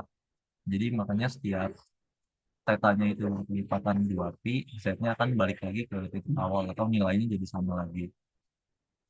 Nah, jadi dari pernyataan itu kita bisa simpulin kalau bilangan kompleks dalam bentuk eksponensial ya, itu bisa dikatakan sama kalau jari-jari keduanya sama dan sudut keduanya itu saling berkelipatan 2NP gitu. Untuk suatu N-nya itu bilangan bulat. Boleh dilanjut. Nah, sekarang kita bahas tentang formula akar bilangan kompleks. Nah, jadi yang dimaksud dari akar bilangan kompleks sendiri, misalnya kita punya bilangan kompleks Z0, jari-jarinya 0, sudutnya theta 0. Nah, terus ada bilangan kompleks lain, Z sama dengan R dikali E pangkat I theta. Nah, si Z ini disebut akar dari Z0 apabila Z pangkat N itu sama dengan Z0 gitu. Nah, makanya untuk suatu elemen Z, kita bisa simpulin R pangkat N itu berarti kan akan sama dengan R0 ya. Atau kedua ruas kita akarin N, jadi R sama dengan akar N dari R0. Nah, terus selain itu kan tadi sudutnya berkelipatan 2pi ya, kalau ada bilangan kompleks yang sama. Berarti sudut dari si Z pangkat N, yaitu M theta, itu akan sama dengan sudut dari Z0, yaitu theta 0. Cuman theta 0 kita tambahin kelipatan 2pi. Jadi kalau kedua ruas kita bagi N, kita dapat nilai theta-nya itu sama dengan theta 0 ditambah 2 pi, semuanya dibagi N. Jadi bisa disimpulin akar dari suatu bilangan kompleks Z0 itu adalah bilangan kompleks juga yang dinyatakan dalam bentuk akar N dari R0 dikali E pangkat I dikali theta 0 ditambah 2 pi dibagi ini. Boleh dilanjut. Nah, dari formula tadi itu kan bisa kita pandang interpretasi geometrinya ya. Itu kan berarti setiap akar dari si Z0 itu akan ada di lingkaran akar N dari Z0 gitu. Dan jarak setiap akarnya itu sama gitu. Jarak dari masing-masing akarnya itu akan berjarak 2πn. Mulainya dari si argumen theta 0 per N. Nah, jadi makanya, atau dengan kata lain, akar-akar yang nilainya unik atau berbeda itu akan didapatkan dari nilai K sama dengan 0 sampai N-1 atau mulai dari 0 terus ditambah 2pi ditambah 4pi dan seterusnya sampai kelipatan 2K untuk K-nya N-1 gitu. Atau bisa kita simpulin juga akar dari bilangan kompleks Z pangkat 1 per N itu ada sejumlah N akar gitu, N akar unik. Karena kalau seandainya kita coba nilai K yang lebih dari N-1, misalnya K sama dengan N, itu kita akan kembali ke titik awal gitu. Karena kan jarak sudutnya itu 2πn ya. Jadi kalau kita pilih nilai K-nya yang sama dengan N lagi, lebih dari N-1, itu akan kembali ke akar yang pertama gitu. Jadi kita bisa simpulin formula untuk mencari akar unik bilangan kompleks adalah formulanya masih sama ya, akar N dari R0 dikali E pangkat I dikali theta 0 ditambah 2 pi dibagi M. Cuman sekarang kita udah tahu batasan K-nya itu dari 0 sampai N-1. Ini ada contoh soalnya. Ini kita disuruh nyari semua nilai dari negatif 16i pangkat 1/4. Atau sama aja kayak kita nyari akar pangkat 4 dari negatif 16i.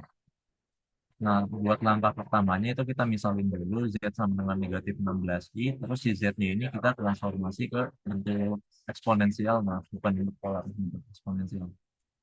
Nah, kita cari R-nya dulu ya. R-nya itu kan berarti 0 kuadrat, akar dari 0 kuadrat ditambah negatif 16 kuadrat ya, atau sama aja 16 kan. Nah, terus sudutnya ini, atau argumen dari si Z ini, argumen negatif 16i itu pakai sifat yang tadi bisa kita pecah jadi argumen negatif I dikali 16. Bisa kita pecah lagi jadi argumen negatif I ditambah argumen 16. Dan argumen 16 itu kan 0 ya, karena kan dia bilangan real. Komponen realnya itu kan pasti sudutnya di 0 kan karena ada di sumbu X gitu. Nah, terus buat argumen negatif I karena dia ada di sumbu Y paling bawah ya, jadi kita nggak usah hitung, kita bisa langsung tahu gitu kalau argumen dari negatif itu pasti negatif Pi per 2. Karena dia kan setengah lingkaran, seperempat lingkaran mulai dari bawah ya. Jadi negatif Pi per 2 itu sendiri. Jadi bentuk polar dari si Z itu adalah Z sama dengan 16 dikali pangkat negatif Pi per 2. Nah, jadi kalau kita mau nyari akar pangkat 4 dari Z, kita bisa nerapin formula yang tadi ya, yaitu ZK sama dengan akar 4 dari 16, karena kita mau nyari pangkat 4-nya kan, dikali pangkat I dikali min theta per 2 ditambah 2 pi K dibagi 4. Nilai K-nya 0, 1, 2, 3. Jadi nanti akan ada 4 akar unik gitu, 4 akar yang berbeda. Boleh dilanjut. Nah, sekarang kita coba untuk K sama dengan 0. Kalau K-nya sama dengan 0, itu kan sudutnya nanti jadi min pi per 2 ditambah 0 ya. Min pi per 2 ditambah 0 dibagi 4, atau sama aja min pi per 8 gitu. Dan jari-jarinya 2 ya, karena kan tadi akar 4 dari 16 itu 2 gitu. Nah, terus ini bisa kita jabarin jadi ini ya, pakai formula Euler. Jadi nanti dapat 2 kali cos negatif pi per 8 ditambah I dikali sin negatif pi per 8. Nah, itu aproksimasi perhitungannya cos negatif pi per 8 itu 0,9239 dan sin negatif pi per 8 itu negatif 0,3827. Kita kali 2 itu sekitaran 1,85 dikurang 0,77 pi. Itu untuk akar yang pertama. Terus lanjut, buat akar yang kedua, ini didapat dari nilai K sama dengan 1. Ini kan berarti sudutnya jadi min pi per 2 ditambah 2 pi dibagi 4 kan. Atau disederhanain jadi dapat 3 pi per 8. Terus kita terapin lagi formula Euler. Nanti jadi 2 kali cos 3 pi per 8 ditambah i dikali sin 3 pi per 8. Itu nanti aproksimasi perhitungannya 0,77 ditambah 1,85 i. Itu akar yang kedua. Terus lanjut akar yang ketiga itu didapat dari nilai K sama dengan 2. Sudutnya berarti jadi min pi per 2 ditambah 2 kali 2 pi atau 4 pi kan. Terus dibagi 4. Itu kalau disederhanain jadi 7 pi per 8 ya sudutnya. Terus terapin formula Euler lagi.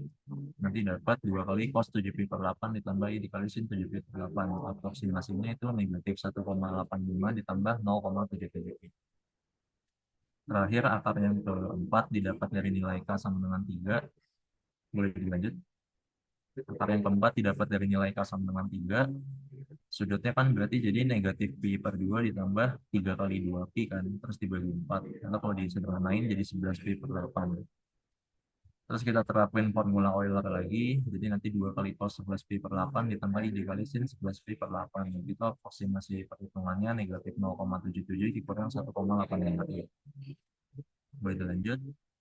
Jadi keempat akar dari bilangan kompleks Z sama dengan negatif 16i pangkat 1 per 4 itu ada 4 ya. Yang pertama Z sama dengan 1,85 dikurang 0,77i. Yang kedua Z sama dengan 0,77 ditambah 1,85i. Yang ketiga Z2 sama dengan negatif 1,85 ditambah 0,77i. Yang keempat Z sama dengan negatif 0,77 dikurang 1,85i. Nah, itu ada keterangan tambahan ya. Tadi kan udah dibilang kalau akar dari bilangan kompleks Z pangkat 1 per N itu ada sebanyak N buah akar unik. Dan tadi saya sempat bilang juga kalau seandainya nilai K-nya lebih dari N-1 itu nanti akan balik ke akar awal kan. Nah, itu ada contoh pengecekannya ya. Itu contohnya saya nyoba nilai K sama dengan 4.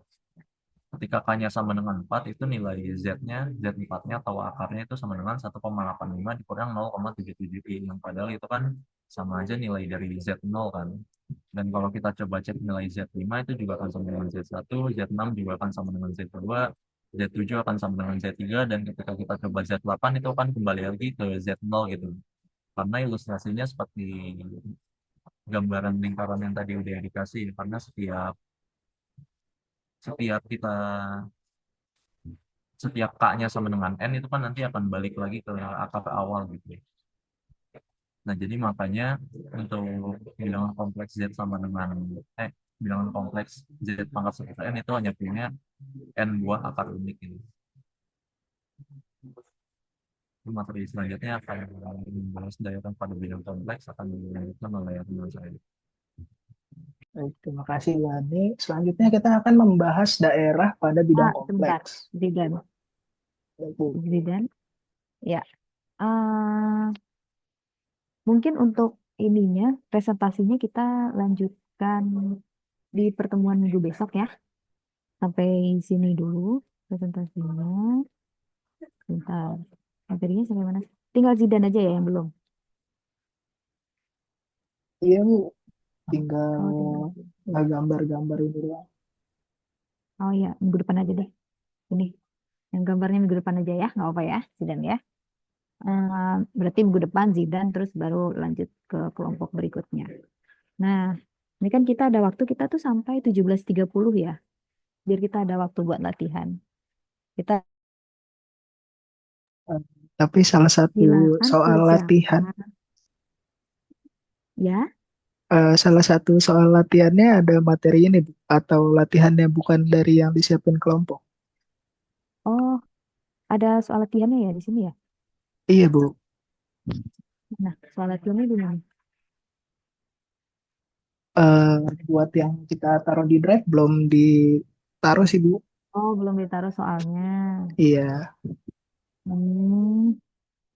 Hmm.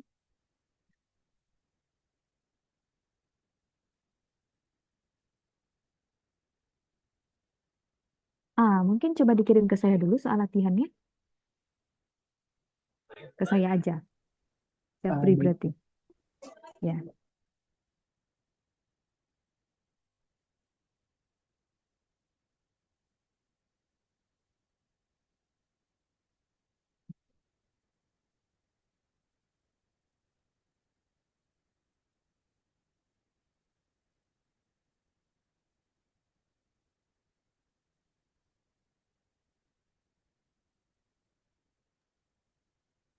Izin stop share ya Bu. Mau kirim soal. Ya. Oke.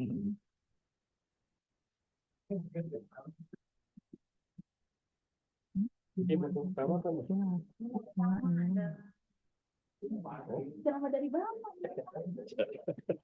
Bisa ini bisa sesat.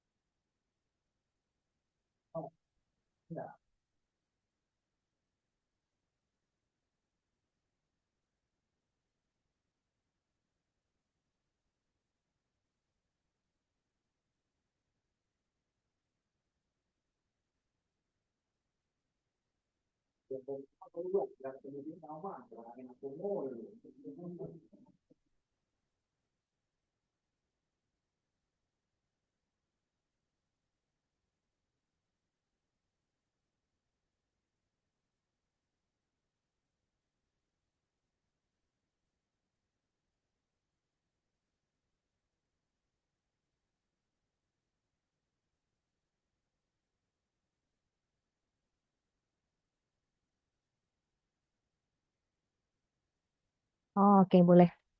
Ya udah, dilanjutkan dulu aja biar kelar berarti. Silakan dilanjutkan sidang. Baik, ini izin lanjut share screen ya Bu.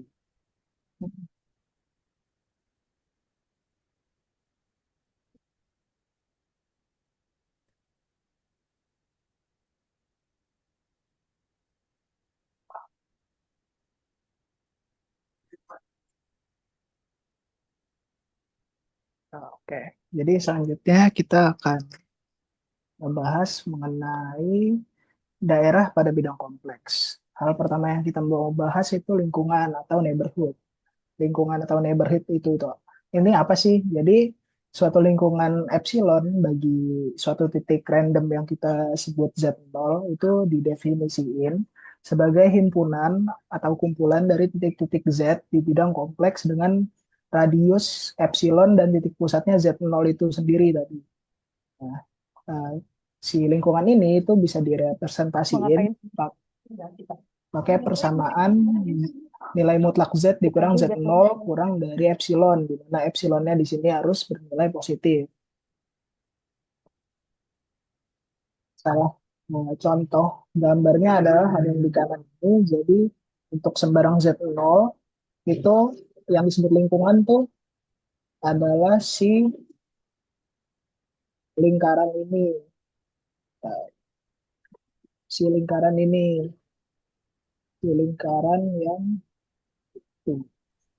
Nah, ini kan ada lingkaran ya. Jadi kita tarik garis jari-jari sejauh epsilon dari Z0 dan kita putar itu nanti dapat si lingkungannya. Contohnya apa? Contohnya tuh bisa dari himpunan nilai mutlak Z dikurang Z0 kurang dari 4 dengan titik Z0-nya itu 0,2. Jadi kita cari titik 0,2, lalu kita tarik garis sejauh 4 ya berarti. Nah, kita putar itu jadinya akan dapat lingkungan himpunan tersebut. Oke. Nah, selanjutnya itu ada yang disebut sebagai lingkungan terhapus atau deleted neighborhood atau juga bisa disebut sebagai diska berlubang. Nah, kalau lingkungan yang ini itu direpresentasiinnya sama persamaan bisa direpresentasiin salah satunya itu pakai persamaan 0 kurang dari Z dikurang kurang dari nilai mutlak dari Z dikurang Z0 yang mana itu kurang dari si epsilonnya tadi. Nah, jadi definisinya si diska berlubang atau lingkungan terhapus ini itu sebuah himpunan yang beranggotakan semua anggota lingkungan epsilon tadi, epsilon bagi titik Z0 tadi, tapi titik Z0-nya atau titik pusatnya sendiri itu nggak termasuk gitu. Nah, salah satu contoh lain dari, jadi misalnya kalau di gambar yang ini ya, nah ini kan kalau di sini Z0-nya itu termasuk, si Z0 ini itu kan termasuk di dalam lingkungannya. Nah, kalau di diska berlubang tadi Z0-nya itu nggak dianggap anggota dari lingkungan epsilonnya gitu. Jadi di sini bukannya titik penuh kayak gini, tapi titik kosong kayak gitu. Nah, contoh lainnya itu ada persamaan 1 kurang dari nilai mutlak Z dikurang Z0 kurang dari 4 dengan titik pusatnya masih sama ya, Z0-nya 0,2. Nah, gambarnya di seperti ini. Kenapa dinamain diska berlubang? Ya karena dia bentuknya kan bulat ya, terus tengah-tengahnya itu kosong gitu, mirip kayak kaset lah kalau kita tahunya CD. Nah, selanjutnya kita tuh akan membahas yang namanya titik dalam, titik luar, dan titik batas. Nah, si di dalam bidang kompleks tadi itu kan pasti banyak titik-titik ya. Nah, titik-titik tadi itu ibaratnya bisa dibagi menjadi 3 kategori. Ada ada titik dalam, titik luar, titik batas. Nah, yang disebut titik dalam atau bahasa Inggrisnya interior point dari sebuah himpunan, misalnya kita kasih nama aja himpunan S gitu. Nah, jadi sebuah titik dalam itu ketika ada beberapa lingkungan dari titik dalam tersebut yang hanya berisi anggota dari himpunan S doang. Dengan kata lain apa? Dengan kata lain, si titik si titik dalam ini kita sebut aja Z0 misalnya. Si Z0-nya ini itu dia ada di dalam lingkungan S tadi. Nah, sebaliknya kalau titiknya itu bukan kalau titiknya itu berada di luar lingkaran S, dia itu disebutnya titik luar atau yang disebut juga exterior point, di mana didefinisikannya itu sebagai sebuah titik Z yang mana lingkungan dari titik tersebut itu tidak berisi anggota himpunan S sama sekali. Jadi isi anggota lingkungannya tuh nggak ada yang di lingkungan S gitu. Dengan kata lain dia berada di luar dari di lingkungan S. Nah, tapi ada suatu case juga yang mana suatu titik itu nggak ada di dalam lingkungannya, tapi juga nggak ada di luar lingkungannya.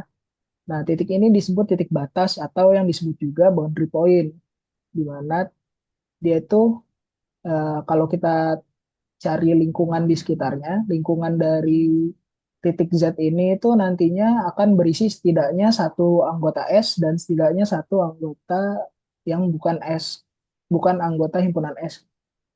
Mungkin biar lebih jelasnya kita lihat gambarnya ya. Nah, di sini kita pakai persamaan yang tadi. Di sini kita bisa ambil beberapa titik random. Misalnya saya ada titik A, B, C, D, E.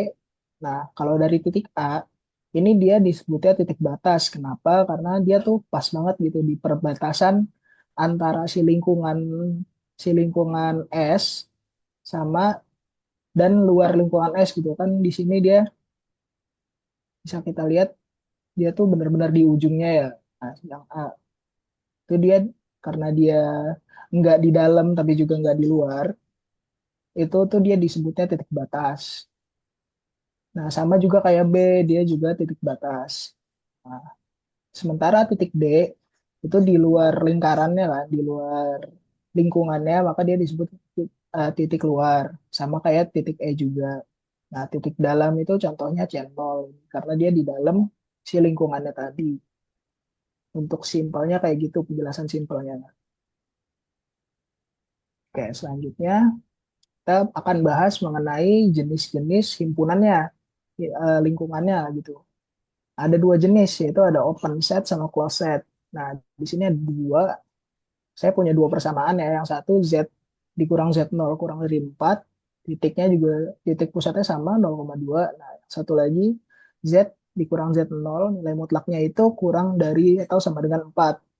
Nah, kira-kira di sini ada yang bisa jawab nggak? Yang mana yang himpunan terbuka dan yang mana yang himpunan tertutup?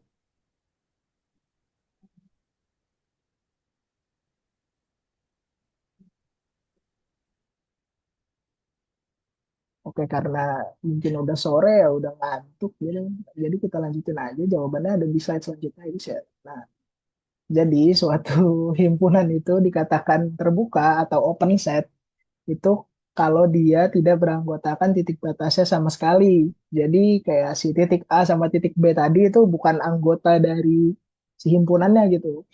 Sementara kebalikannya kalau dia dibilang tertutup itu dia pasti eh, anggotanya itu pasti ada, semua titik batasnya itu merupakan anggota dari himpunan tersebut.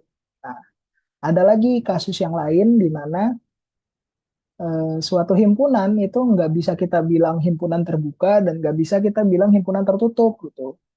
Jadi himpunan ini dibilang dia tidak terbuka dan tidak tertutup. Contohnya apa? Contohnya himpunan atau lingkungan dari persamaan satu kurang dari nilai mutlak Z dikurang Z0 kurang dari 4. Nah, di sini kan batas yang dalamnya ini kalau kalian lihat di gambarnya, itu kan dia garis solid ya, jadi garisnya nggak putus-putus gitu. Kenapa kayak gitu? Karena kan batasnya ini dia satu kurang dari sama dengan gitu. Jadi ketika si nilai mutlaknya ini satu, dia juga masuk ke dalam lingkungannya gitu. Sementara batas luarnya enggak, karena di sini nggak ada sama dengannya.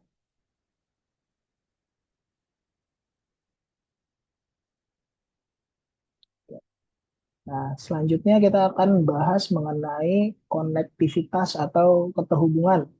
Jadi di suatu open set atau suatu set terbuka, itu dia bisa dibilang terhubung kalau setiap pasang titik di dalam himpunannya, misalnya kita ambil aja Z1, Z2, itu dapat dihubungin dengan garis poligonal yang terdiri atas berhingga jumlah segmen yang terhubung dalam daerah S. Maksudnya apa?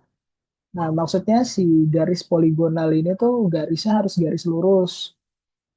Kenapa di sini dibilangnya berhingga jumlah garis segmen? Karena kan kalau karena pastinya jumlah garis yang kita gunain untuk ngehubungin ininya si dua titik ini tuh pasti ada batasnya ya.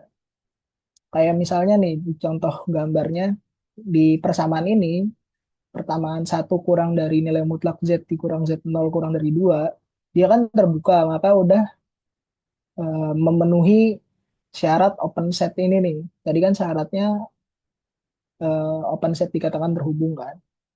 Nah, kita ambil dua titik random. Di sini saya ngambil titik A sama C. Nah, kita harus ngehubungin dua garis tersebut dengan garis poligonal atau garis yang lurus gitu. Nah, cuma di sini garisnya itu harus berada di dalam lingkungannya. Jadi nggak boleh kalian misalnya kalian bikin garisnya tuh kayak gini gitu. Nah, itu nggak boleh karena dia nggak dia harus berada di dalam lingkungannya. Nah, contohnya kayak di eh, himpunan yang S ini. Nah, ini himpunan S ini kan sebenarnya gabungan dari dua himpunan gitu ya. Dan dua himpunannya itu nggak bisa kita lihat ini ada jaraknya gitu. Nggak terhubung kayak yang di sebelahnya. Nah, di sini kan kita kalau ngambil sembarang pasangan Z1, Z2, misalnya yang A ada di kiri sini, Yang B-nya di lingkaran kanan sini. Itu kan mustahil kita bisa nyambungin pakai garis lurus, pakai garis apapun sih. Pakai garis dan harus stay di lingkungannya atau daerah yang berwarna biru ini gitu. Kita mau nggak mau harus nyambunginnya tuh ngelewatin si daerah putihnya. Nah, itu dia nggak boleh. Makanya si himpunan S ini, waduh, si himpunan S ini tuh dibilangnya bukan himpunan atau set yang terhubung atau connected. Selanjutnya, selanjutnya kita akan bahas mengenai domain, region, dan bounded. Nah, suatu open set tadi itu kalau dia terhubung dan open setnya itu nggak kosong, jadi dia punya anggota, dia itu disebut sebagai domain. Nah, si domain ini kalau dia bersama sebagian, semua, atau tanpa titik batas, itu disebut region. Maksudnya apa? Nah, kalau ini nih, misalnya kita balik lagi ke yang sini ya. Ini kan dia himpunannya itu dia open set dan dia nggak termasuk titik-titik batasnya nih. Nah, itu dia juga bisa disebut sebagai dia bisa disebut sebagai region. Nah, sebaliknya kalau kita balik ke himpunan yang tertutup, misalnya ini yang B, itu dia juga bisa disebut sebagai region. Karena apa? Karena dia kan basically itu open set yang kiri ya. Ini yang B kan persamaannya sama persis gitu. Cuma bedanya yang di sini yang empatnya masuk, yang sini nggak masuk. Nah, jadi bisa kita bilang bahwa si himpunan B ini sebenarnya open set yang mana dia itu bersama sama semua titik batasnya gitu. Jadi dia juga bisa disebut sebagai region karena tadi definisinya kan dia open set yang bersama semua, sebagian, atau tanpa titik batas. Nah, selanjutnya terbatas. Sebenarnya set yang terbatas atau bounded tuh kayak gimana sih? Set yang terbatas itu dikatakan suatu set S itu dikatakan terbatas kalau semua titik pada S itu berada dalam suatu lingkaran yang memenuhi persamaan nilai mutlak Z sama dengan R. Jika hal ini tidak terpenuhi, maka set tersebut unbounded. Ya intinya dia tuh ada semua semua anggotanya tuh berada di dalam lingkaran kayak gitu. Ya misalnya kita ambil salah satu dari S-nya aja ya. Kayak lingkaran yang kiri ini, nah itu dia berarti bounded. Selanjutnya titik yang terakhir itu adalah titik akumulasi atau titik limit. Jadi suatu titik Z0 atau titik random lah. Itu bisa kita sebut sebagai titik akumulasi atau titik limit dari suatu set S itu kalau setiap lingkungan terhapus atau deleted neighborhood dari Z0 ini itu mengandung setidaknya satu titik dari S. Maksudnya apa? Jadi kalau kita ambil nih misalnya titik Z0 dari suatu himpunan, seberapa kecil pun kita bikin lingkungan baru dari Z0 itu, tapi lingkungannya harus deleted neighborhood ya. Jadi si lingkungannya itu nggak termasuk si titik pusatnya atau si titik Z0. Nah, seberapapun kecil lingkungannya yang diambil di sekitar Z0, pasti ada setidaknya satu titik yang itu merupakan anggota himpunan S yang menjadi anggota dari lingkungan si deleted neighborhood ini. Cuma si anggota yang jadi anggota si titik yang jadi anggota himpunan S dan himpunan deleted neighborhood tadi itu bukan si Z0-nya. Seperti itu. Nah, sebenarnya itu aja materi dari kelompok kami. Sebelumnya kami mau minta maaf kalau ada kekurangan dalam segi penyampaian. Selanjutnya kita akan kasih lihat latihan soalnya. Nah, ini dia. Latihan soalnya ada 3 doang ya guys ya. Yang pertama itu ada tentukan semua nilai dari negatif 2025i pangkat 1/3. Terus yang kedua gambar sketsa dari set komponen imajiner dari 1/Z lebih dari 1. Yang ketiga tuh tentukan argumen prinsipal A besar RG Z ketika Z-nya itu min 2/1 plus akar 3I.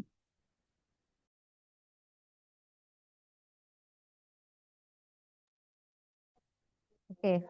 Ah, baik. Untuk soal latihannya, nah silahkan semuanya ngerjakan soal yang 3 ini. Ditambah, ada tambahan dari saya. Itu no, halaman di buku ya, di buku kita halaman berapa ya tadi? Halaman 23. Halaman 23. Halaman 20, oh, 23. Nah, halaman 23 itu nomor satu, nomor satunya udah, nomor 1A-nya udah ditulis ya, itu di soal ini, berarti ditambah dengan yang nomor 1B-nya. Nomor 1B. Nah, terus kemudian tambahannya lagi di nomor 10-nya. Halaman 24 nomor 10-nya, 25 ya. Halaman 25 nomor 10. Halaman 25 nomor 10, dua-duanya AB. Nomor 10 AB. A dan B. Nah, silahkan semuanya mengerjakan. Sekarang pukul berapa? 17.05. Ya, dikumpulkannya hari ini aja gitu ya. Semuanya mengerjakan, dikumpulkan hari ini. Atau kalau dikerjakan sampai 17.30 kira-kira selesai nggak? Tidak selesai, Bu. Tidak. Besok pagi aja, Bu. Deadline-nya, Bu. Oke, besok boleh. Besok pagi. Mohon maaf Ibu, berarti yang kelompok presentasi itu ngerjain yang di buku doang apa nulis ulang yang 1 sampai 3-nya juga? Tulis ulang aja ya. Oke. Tapi jangan dicontekin ke yang lain ya.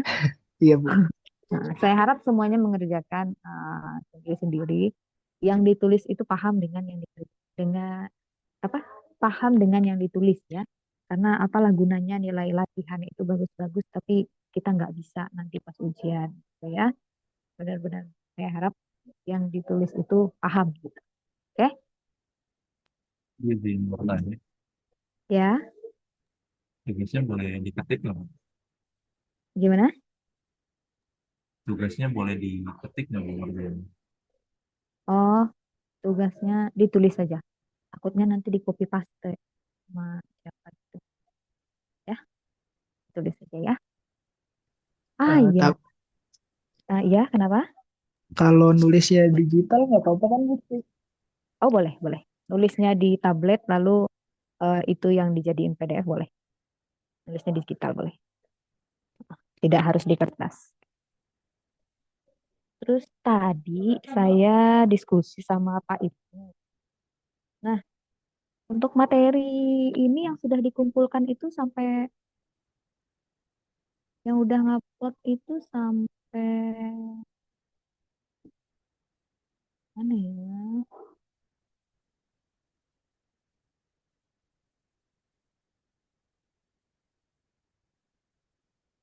Fatkom, Fatkom. Hmm, pada bisa menggunakan LaTeX nggak? Ini kan kelompok 3 memang udah ini udah dijelaskan materinya. Oh, bab 2 juga udah mulai ya, ngumpulin nih. Kelompok 4. Nah, ini saya diskusi sama Pak Ibu. Untuk selanjutnya bikin LaTeX, bikin slide-nya menggunakan LaTeX ya, pakai Beamer, pakai overlap aja bikinnya nggak apa-apa. Pakai overlap. Ya, jadi untuk selanjutnya pakai itu.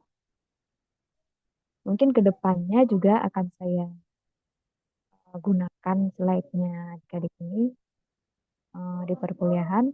Ya, seandainya nanti, ya tentu saya perbaiki dulu. Kalau seandainya saya jadi gunakan nanti, saya atau Pak Ibu jadi gunakan nanti, kami akan tampilkan bahwa eh, adik-adik ikut serta dalam mengerjakan slide tersebut gitu. Nah, jadi untuk kedepannya, untuk selanjutnya slide yang belum dibuat digunakan buat menggunakan latex. Dan permintaan dari Pak Ibu juga tadi yang sudah dibuat ini juga dibuat lagi di dalam latex. Nah, cuman ini semisal kan untuk yang presentasi hari minggu depan atau minggu depan kan udah deket juga tuh waktunya. Kalau seandainya kan adik-adik sambil belajar latek ini ya. Kalau seandainya di pertemuan hari Rabu depan ternyata yang dalam bentuk lateknya belum selesai, itu boleh kalau presentasinya pakai slide menggunakan Canva atau PPT kayak gini dulu boleh. PPT atau Canva kayak gini boleh. Nah, cuman yang latex semuanya tetap harus mengumpulkan. Berarti dari bab 1 juga mengumpulkan lagi yang dalam lateksnya. Nah, semua sampai pertemuan karena kan ini sudah ada yang sebagian mengerjakan menggunakan tanpa latex gitu ya. Jadi untuk presentasinya atau untuk bikin videonya, kalau mau pakai tanpa latex itu boleh, tapi tetap ngumpulin latexnya. Gak apa-apa. Kalian belajar ya. Tulis Bu, saya mau berkali-kali nanya. nanti jadi ingat pasti. Ya. Kan kelompok saya kan baju minggu depan ya Bu, dan itu Nah, PPT kami juga dikumpulkan live. Nah, itu kan berarti kita presentasinya pakai PPT yang udah di G-Drive kan Bu. Nah, untuk lateksnya itu dikumpulinnya kapan Bu? lateksnya paling telat minggu ke 6. Minggu ke-6 aja ya. Minggu depan tuh minggu ke berapa sih? Minggu depan tuh berarti minggu ke-4 ya. Iya, berarti Berarti minggu sebelum ke-6. UTS ya Bu? Ya, sebelum UTS Terima kasih Bu. ya. Nah, semua sebelum UTS udah dikumpulkan latex ya. Bisa lah ya, minggu ke-6 kan kita ada libur panjang juga nih. Nanti bisa dicicil-cicil sambil belajar ya. Kalau seandainya adik-adik ingin bertanya, itu boleh. Misalnya, eh boleh ke ruangan saya untuk bertanya menggunakan latex. Gimana caranya, itu boleh. Ibu, Tadinya saya mohon sama maaf Pak, Ibu. ya, ya. Kalau yang PPT ini kan kemarin tuh disuruhnya satu template ya Bu. Yang latex juga harus satu template atau nggak usah? Oh, boleh kalau ada yang mau bikinin template-nya satu itu lebih baik. Berarti nggak wajib kan ya Bu ya? Gimana? Berarti nggak wajib satu template kan ya Bu ya? Untuk lateksnya. Iya Ibu. Cuman jadi nggak seragam nanti pas di video ya. Kalau kelompoknya belum tampil harus mengerjakan dua-duanya, kasihan juga. Hmm,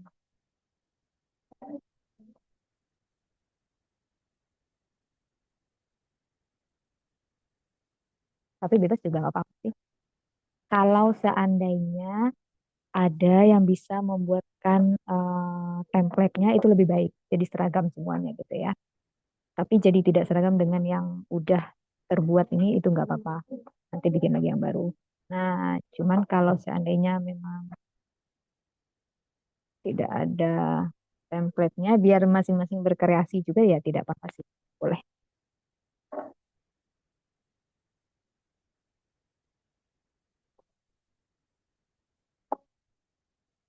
Oke, itu aja. Jadi yang selanjutnya, yang presentasi selanjutnya, kalau memang lateknya udah jadi, mau langsung presentasi sama latek aja nggak apa-apa. Apalagi yang belum bikin, langsung bikin latek aja nggak apa-apa, biar nggak kerja 2 kali. Oke, untuk yang ini, maafin ya, yang udah jadi PPT-nya. Nggak apa-apa. Mumpung masih mahasiswa, emang waktunya buat belajar. Ya, oke. Semangat semuanya ya. Ya udah silahkan dikerjakan soal latihannya. Deadline-nya besok boleh. Besok malam juga nggak apa-apa sih deadline-nya. Ya, bismillah nilai nambah. Oke, tentu saja ada poin tambahannya ya. Oke.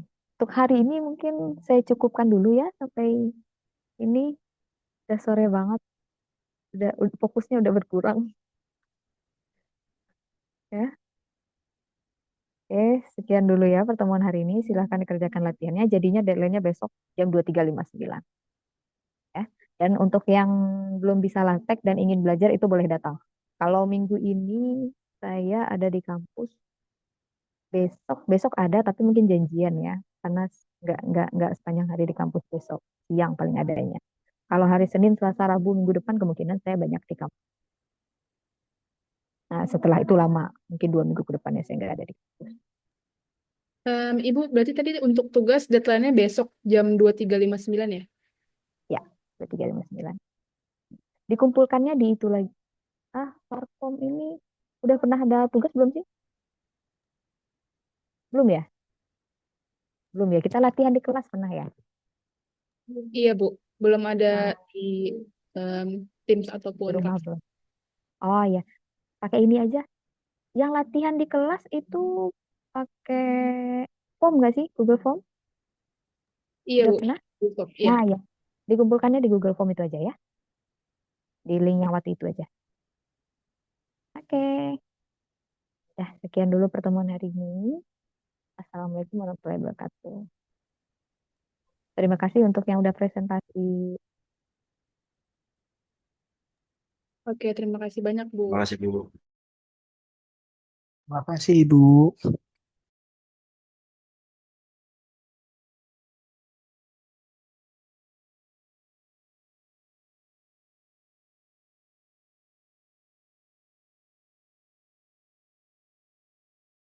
Buka puasa, udah. Belum di stop Repi. tepatnya. Repi. Oh iya, belum di Oh iya.